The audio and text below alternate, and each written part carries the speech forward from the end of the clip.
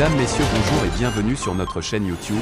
Ici nous vous donnons la clé, alors si vous êtes nouveau, abonnez-vous et cliquez sur la cloche de notification pour ne plus rien manquer. Cela fait, on peut commencer. RDC Mali, de la MONUSCO à la MINUSMA, les forces onusiennes dénigrées. Alors qu'en RDC, une vague de violence contre les casques bleus s'est répandue ces derniers jours dans le Nord Kivu, les citoyens africains s'interrogent sur l'action des soldats de la paix à travers le continent. Il semble loin le temps où les casques bleutés évoquaient le ciel éclairci où planent les colombes de la paix, les interventions des armées et les sourires rendus aux enfants.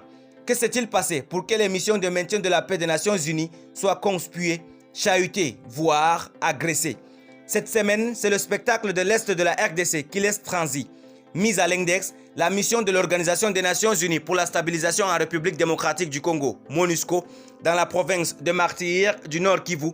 Des violences anti-casques bleus apparues à Goma, le chef-lieu se sont propagées dans d'autres villes de la province comme Beni et Butembo. Réclamant le départ de la mission des Nations Unies, des centaines de manifestants ont notamment saccagé et pillé le siège de la MONUSCO. Le bilan des victimes évolue chaque jour, mais les autorités locales et nationales ont déjà annoncé une quinzaine de morts et une cinquantaine de blessés au moins.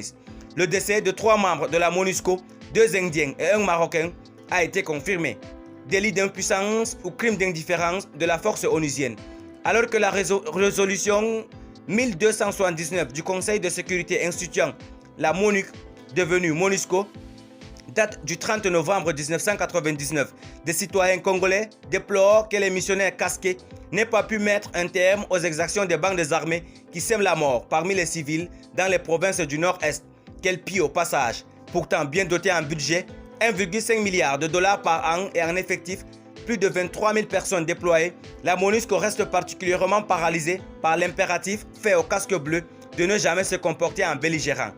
Abus sexuels et choléra, certes, la réputation des forces de maintien de la paix a été écornée par plusieurs incidents.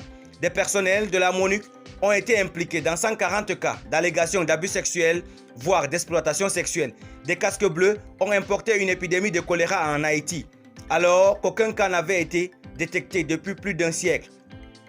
Et quand les interventions militaires étrangères nationales commencent à être décriées, les forces onusiennes semblent souffrir d'un délit de faciès occidental, quand bien même les visages coiffés d'un casque bleu ont des teints bigarrés. Depuis 2018, la MONUSCO a ainsi été dirigée par une Algérienne et une Guinéenne. En 2011, la mission comptait 24 nationalités africaines.